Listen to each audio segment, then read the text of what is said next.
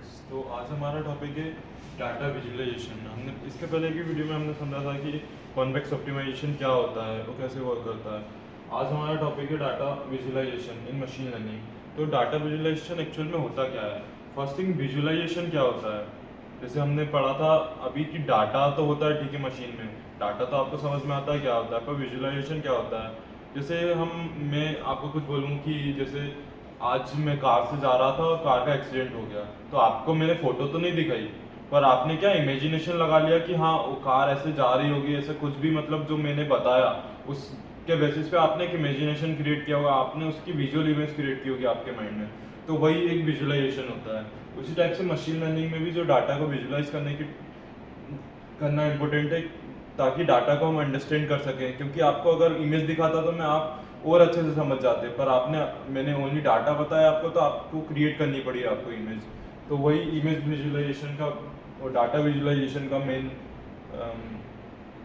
Benefit है।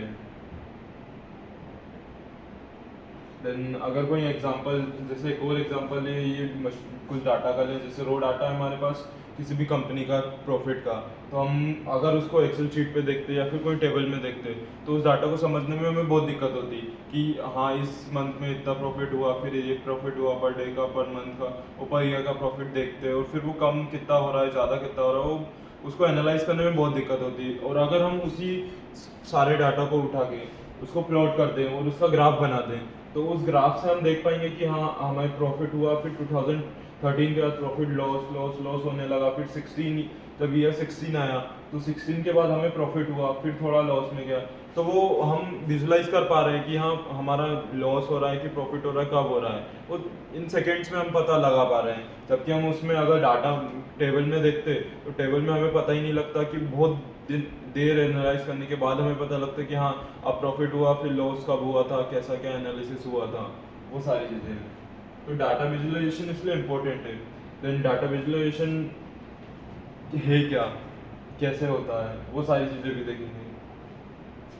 तो data visualisation में क्या, डाटा का जो डिस्ट्रीब्यूशन है उसको अंडरस्टैंड करने के लिए मशीन लर्निंग में यूज़ किया जाता है। फीचर्स को सिलेक्ट करने के लिए, जैसे हम किस फीचर को लेके अपना मशीन लर्निंग मॉडल ट्रेन कर सकते हैं। नहीं तो ऐसा होगा कि हमारा कोई और फीचर ही कुछ परफॉर्म कर रहा है, कुछ और पैटर्न कर रहा है, जिसके जो मेन फीचर था, और हमने कोई और फीचर लेके ही मॉडल ट्रेन कर दिया, जिससे हमारा गलत आउटपुट आ रहा है। फिर मॉडल के एवेल्यूशन में उसके एंड देन रिजल्ट कम्युनिकेट करने के लिए भी इम्पोर्टेंट है डाटा विजुअलाइजेशन, कि हमारा रिजल्ट कैसा आ रहा है, उसकी मॉडल की परफॉर्मेंस क्या है, कि मॉडल के परफॉर्मेंस होने के बाद भी उसकी समरीज और उसका ग्राफ मैट्रिक्स, कन्फ्यूजन मैट्रिक्स, सारी चीज़ें बनाई जाती है। तो वो परफॉर्मेंस इवेल्युएट करती है मॉडल के हमारे। देन आता है कि हाँ मॉडल तो हो गए हमारे, मतलब डाटा विजुअलाइजेशन क्या होता है ये हमने देखा कि कैसे होता है, क्यों होता है, क्या इंपॉर्टेंस है उसकी, वो सारी चीज़ें। फिर हम मशीन लर्निंग में डाटा विजुअलाइजेशन कितने टाइप से करते हैं, तो वो सारी, फर्स्ट आता है हमारा हिस्टोग्राम। तो हिस्टोग्राम में क्या होता है कि हम जो एक कंटिन्यूस सीरीज नहीं रहती है, इसमें एक डिस्टिंक्ट लेवल रहता है, मतलब एक रेंज रहेगी, उस रेंज में हम किसी चीज़ का कितना हुआ है फ्रिक्वेंसी, वो न्यूमेरिकल फ्रिक्वेंसी हम डिटेक्ट करते हैं इसमें। जैसे आप देख रहे होंगे कि ये ग्राफ में ये यहाँ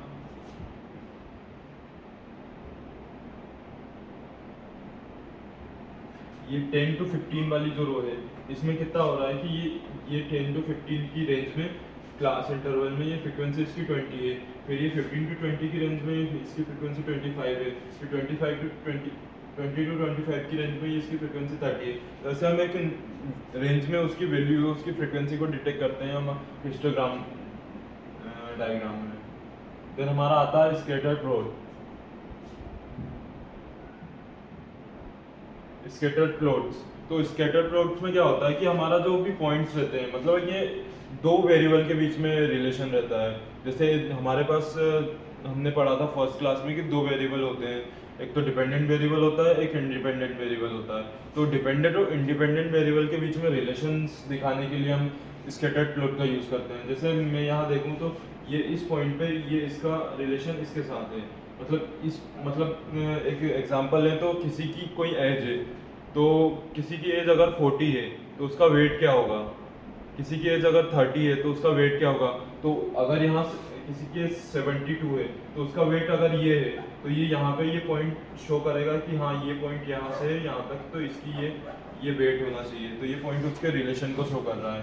तो स्कैटर प्लॉट में ये होता है कि हम उन दोनों डिफरेंट वैल्यू के बीच का रिलेशन शो करते हैं, क्लस्टर्स बनाते हैं। मतलब अगर देखा मैंने कि हाँ 72 एज मतलब 60 टू 70 की रेंज में कोई अगर व्यक्ति है तो उसकी एज का क्लस्टर क्या बन रहा है कि या उसका वेट का क्लस्टर क्या बन रहा है कि वो यहीं प्लॉट हो रहा है कि जैसे यहाँ प्लॉट हो रहा है, तो वो ऐसा कि एक क्लस्टर में आ जाएंगे, वो एक ग्रुप बन जाएगा, क्लस्टरिंग हो जाएगी उनकी। देन हमारा आता है बॉक्स प्लॉट। बॉक्स प्लॉट में क्या होता है कि हम जो हमारा डाटा रहता है उसका मीन, क्वार्टल्स एंड आउटलायर्स फाइंड करते हैं। तो यहाँ एक वर्ड है आउटलायर्स। आउटलायर्स क्या होता है कि हमारा ठीक है, हमारा सारा डाटा तो यहाँ काम कर रहा है पर हमारे कुछ डाटा यहाँ प्लॉट हो रहा है, तो वो आउटलायर्स की कैटेगरी में आते हैं। मतलब हम सारे लोग तो यहाँ बैठ के पढ़ रहे हैं पर कुछ लोग बाहर घूम रहे हैं, तो वो आउटलायर्स की कैटेगरी में आएंगे। तो इसमें क्या होता है कि एक बॉक्स होता है, बॉक्स को 3 पार्ट में डिवाइड करते हैं। फर्स्ट लोअर आउटलायर, लोअर क्वार्टिल, फिर मीडियन, फिर आउटर क्वार्टिल। तो इसमें क्या होता है कि अगर ये वाला पॉइंट और ये वाला पॉइंट में ये इक्वली डिफरेंट मतलब डिवाइडेड नहीं है, तो अगर ये ऊपर ज़्यादा रहेगा ये मीडियन, मतलब ये अपर क्वार्टिल के पास ज़्यादा रहेगा तो ये वाला नेगेटिव हो जाएगा, और अगर ये इधर रहेगा तो ये पॉजिटिव क्वार्टिल हो जाएगा। तो इसका कॉन्सेप्ट ऐसा होता है, और इसमें मतलब हम हमारे वैल्यूज़ की हमारी एक रेंज में उसकी मीडियन और अपर क्वार्टिल और लोअर क्वार्टिल फाइंड करने के लिए हम उसका यूज़ करते हैं। इसकी ये मैटप्लॉटलिब की हेल्प से हम इसको प्रिंट करते हैं। जैसे इसमें फंक्शन होता है मैटप्लॉटलिब में pyplot.boxplot, या फिर हम सीबोन के हेल्प से भी इसे क्रिएट कर सकते हैं और विजुलाइज कर सकते हैं हमारे डाटा को। देन आते हैं हमारे हीट मैप्स। तो हीट मैप्स क्या होते हैं, जैसे यहाँ वेरिएबल हमें दिख रहा होगा कि ये स्कैटर प्लॉट की तरह तो दिख रहा है, फिर इसमें क्या डिफरेंस है। तो स्कैटर प्लॉट में ऐसा रहता था कि हम उसमें 2 वेरिएबल के बीच में रिलेशन बताते थे, पर यहाँ ऐसा नहीं रहता। यहाँ पे हम उस रिलेशन को एक जैसे एक एग्जांपल से समझे कि उस रिलेशन को कैसे शो कर रहे हैं। तो अगर देखा मैंने कि हाँ मेरे पास क्या है कि एक ईयर है, जैसे ये ले लिया हमने,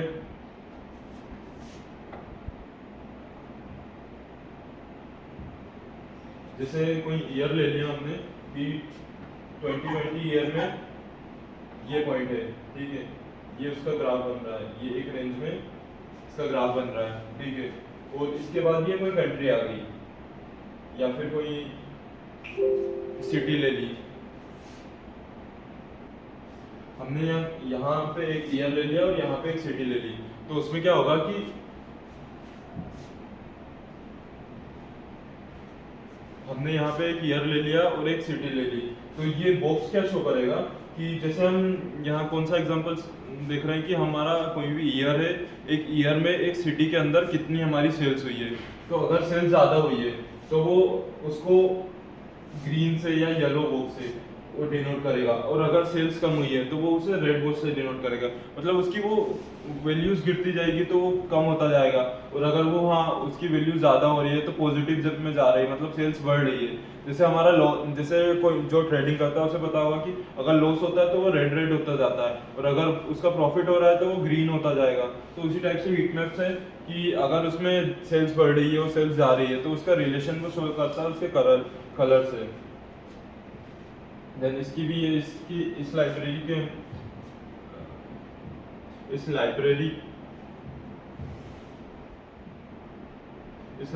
हेल्प से हम इसको प्लॉट कर सकते हैं।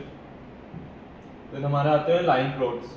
लाइन प्लॉट्स क्या होते हैं, बेसिकली कंटिन्यूस ग्राफ होते हैं टाइम सीरीज के साथ, मतलब एक टाइम के साथ क्या क्या चीज़ें चेंजेस हो रही है। जैसे ये बिल्कुल आपको स्टॉक प्राइस की तरह दिख रहा है, जैसे इसका एग्जांपल है। देन इसमें क्या होता है कि हमारी जो टाइम सीरीज के साथ हमारी जो वैल्यूज कम ज़्यादा होती है उसको शो करते हैं हम इसमें लाइन प्लॉट में। लाइन प्लॉट में वो एक ही वेरिएबल को ट्रैक करता है कि वो कैसे कम ज़्यादा हो रहा है, उसकी वैल्यू कब कम हो रही है कब ज़्यादा हो रही है, वो चीज़ें जब रहती है। देन आता है हमारा बार प्लॉट। बार प्लॉट में क्या होता है कि जैसे हमने बार ग्राफ देखे होंगे कि हाँ किसी सेक्शन ए में कितने लोग हैं, सेक्शन बी में कितने लोग हैं, वो सारी चीज़ें बार ग्राफ के थ्रू शो होती है। इसके बहुत सारे यूज केस होते हैं, जैसे हम किसी क्लास का रिजल्ट बताना है या फिर किसी क्लास की स्ट्रेंथ बतानी है, काउंट ऑफ स्टूडेंट्स बताना है, तो उन सारी चीज़ों के लिए हम बार ग्राफ का यूज़ करते हैं, बार प्लॉट्स जो होते हैं मशीन लर्निंग में। देन और भी कुछ टाइप के ग्राफ होते हैं, जैसे पाई चार्ट्स होते हैं, पाई चार्ट्स के थ्रू भी हम डाटा विजुलाइज कर सकते हैं। और भी कई तरीके के ग्राफ होते हैं, पर मेन जो ग्राफ्स होते हैं जो मशीन लर्निंग में मोस्टली यूज़ होते हैं वो मैंने आपको बताया। और फिर बेस्ट प्रैक्टिस क्या है हमें बार ग्राफ मतलब जो डाटा विजुलाइजेशन के लिए, तो फर्स्ट कौन सा ग्राफ हमें, कौन सा प्लॉट, कौन सा चार्ट हमें चूज़ करना चाहिए, वो राइट होना चाहिए हमारे नीड के हिसाब से। जैसे हमें चाहिए कि हमें डाटा विजुलाइज करना है दो वेरिएबल के बीच में, तो हमें स्कैटर प्लॉट यूज़ करना है। हमें ऐसा कि उसको उसकी रेंज पता करना है, कैसा हो, उसकी सेल्स कम हुई है, कम ज़्यादा हुई है, तो हमें हीट मैप्स यूज़ करना है। ऐसा कि हमें राइट चार्ट चूज़ करना चाहिए। फिर उसे सिंपल रखना चाहिए, मतलब अवॉइड करना चाहिए clutter to ensure the focus inside, मतलब कि जो डाटा है हम उसी पे फोकस करें, ना कि ऐसा कि और चीज़ किसी चीज़ पे फोकस हो हमारा कि हमने सारा डाटा अपलोड कर दिया और वो विजुअलाइजेशन ही में ही हम कंफ्यूज हो गए कि वो क्या देखना चाह रहे थे। तो उसमें से कम डाटा रख के उसे अच्छे से विजुलाइज करें। मल्टीपल वेरिएबल रखेंगे तो वो ज़्यादा कन्फ्यूजन, मतलब ज़्यादा डाटा हो जाएगा और ज़्यादा वो कॉम्प्लेक्स हो जाएगा उसको देखना हमें। फिर क्लियर लेवल लगाने चाहिए, मतलब हाँ कि ये फ्रिक्वेंसी है एक साइड, तो वो फ्रिक्वेंसी रहे तो वो कोई भी देखे आपके अलावा तो उसको भी समझ आ जाए कि ये किस चीज़ का ग्राफ है, किस चीज़ को प्लॉट किया है।